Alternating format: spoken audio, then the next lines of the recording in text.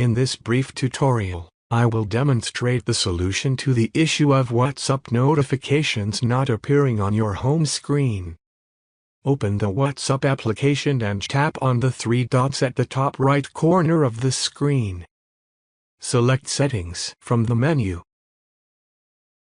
On the Settings page, tap on Notifications. Tap on the three dots at the top right corner and select Reset Notification Settings.